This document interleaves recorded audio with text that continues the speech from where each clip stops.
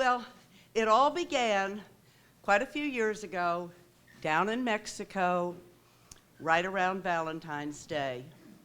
I had been living down there for about 6.5 years, and all of a sudden I thought, uh-oh, Valentine's Day is coming up.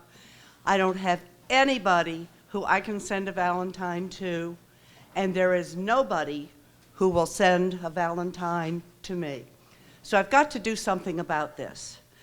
I had a good life. I had a good time down there. I was doing volunteer work, but there was just something missing.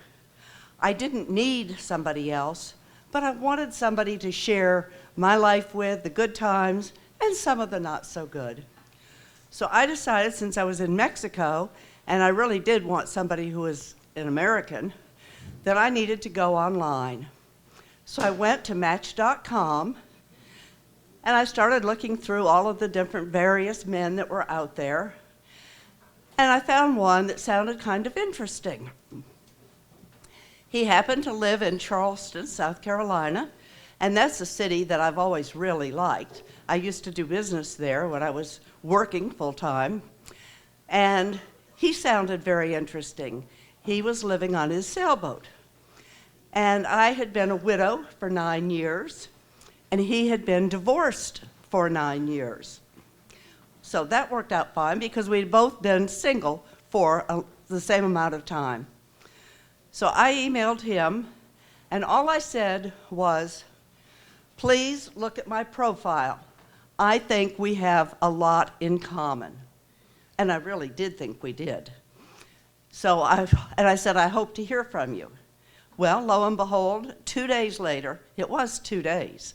2 days later, I had a reply from him, and he thought we had a lot in common too. And we also both happened to like cats. And I had somebody who had replied to me at one time, and he said, well, if things would ever work out with the two of us, and you have cats, the first thing you have to do is you'll have to get rid of those cats. And I thought, no way, and I got rid of him right away. I never answered him back. Okay. So anyway, this one was sounding pretty good. But we had the distance factor, and at that time, it was not an easy situation to call from the States to Mexico. It was quite expensive. And how were we going to get together? So I was going to go up to New Hampshire in September, and I was going to visit my friend Annie up there. And so I told him that I was going to be at Annie's house, and if he wanted to, he could call me, and I gave him Annie's phone number. And lo and behold, one night he did call. And we talked and found out we had even more in common, and it was getting better and better, and I was liking him more and more. And we hung up and said goodbye, and he called back. And he said, I couldn't let it go like this. He said, we only talked for 59 minutes. We have to talk for at least an hour. So we continued to talk, and that's not part of the story. Okay.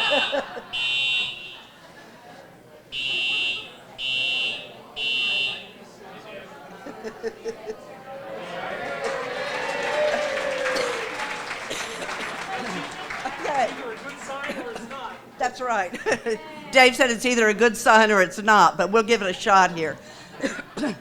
Okay, anyway, he did. He called back and he said, it's only been 59 minutes. We have to make it an hour. And we talked more. And in that conversation, I said, well, maybe sometime you'd like to come down to Mexico.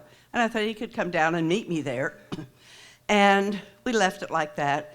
And a few days later, Annie and I were out driving around in her car, and she turned to me and she said, do you ever wonder what you're going to be doing in 5 years? And I said, well, I hadn't really thought about it. However, I do know this, that in 5 years, I will be somewhere with Kimber. I knew that I would. And so we continued having a good time. I went back to Mexico. And actually, while I was there, I knew his birthday was coming up, and I bought a gift to send to him, just kind of funny little things, like a little Beanie Baby and just funny little things. And I left them with Annie, and I said, if I tell you to send those, please mail them. But I didn't want to mail them yet because I didn't know if, I would turn out still liking him or not when his birthday came around.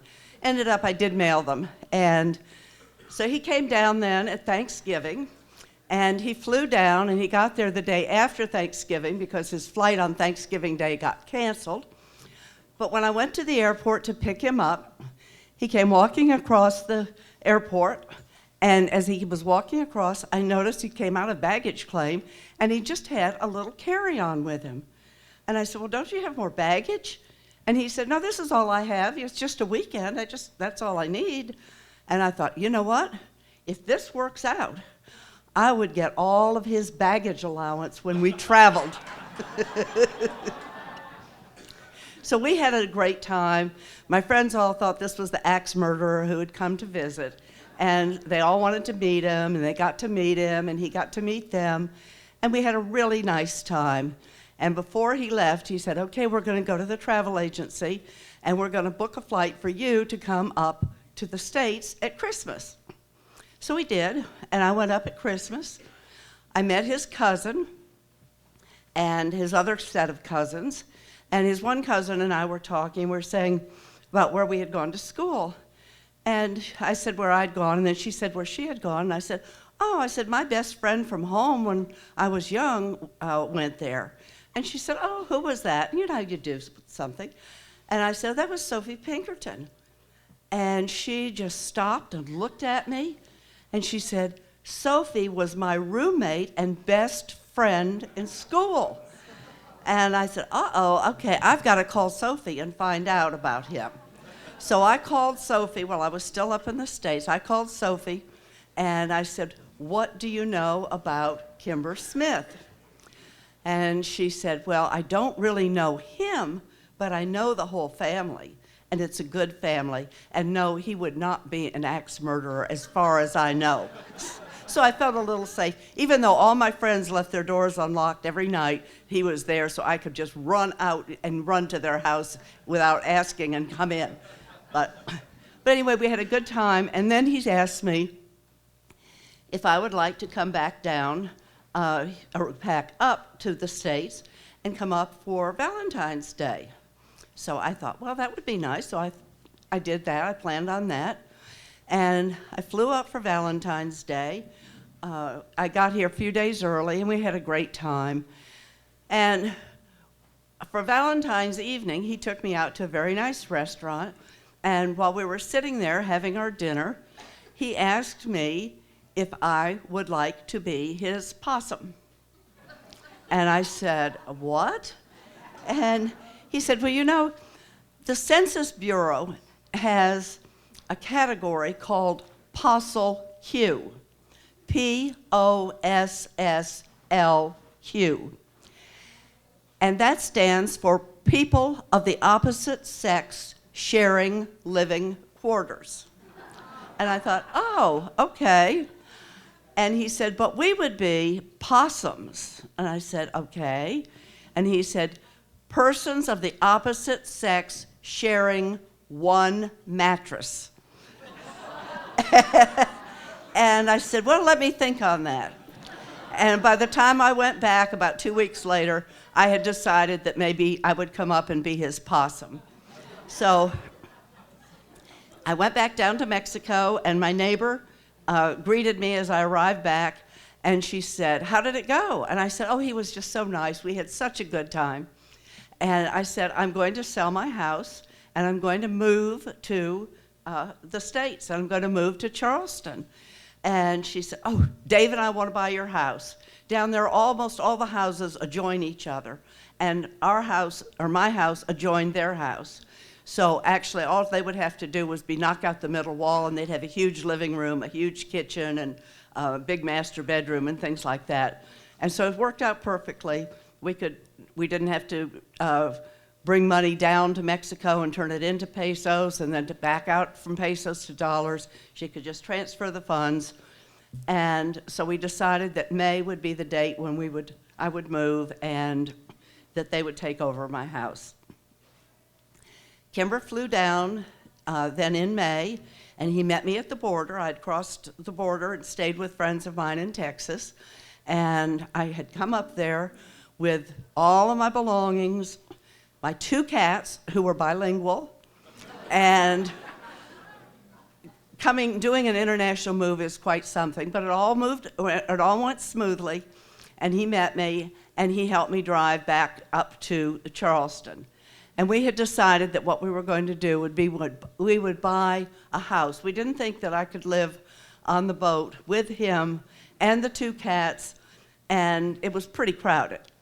So we bought a house together, and we moved in, and we did not get married right away because at our age, it's kind of hard. You have to really think about things, and you have to think about children and tell them about the person, and they have to meet the person, and on, and then you have to decide on the money and how you're going to do the money, and then the things, who has what things and who keeps what things.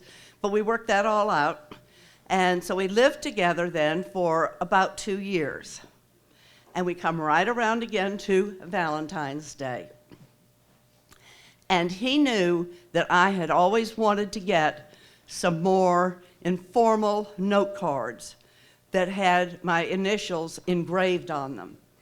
And I kept saying, oh, when they go on sale, I'm going to have to buy some informals and get some new ones. And for Valentine's Day, he gave me 2 boxes. And I didn't know what would be in these boxes, so I opened the boxes up, and lo and behold, there were 2 boxes of beautifully engraved informals. And they were the note cards of my dreams, except he had the wrong initials on them. And I said, oh, they're so beautiful, but those are the wrong initials. And he said, not if you marry me.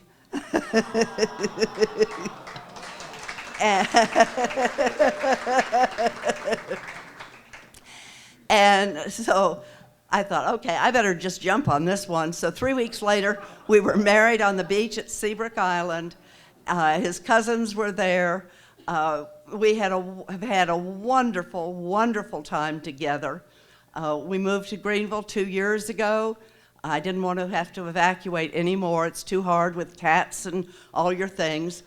And it's just been a wonderful life. We've traveled to more than 50 countries, and love really changed my life. And this is Kimber over here. Stand up.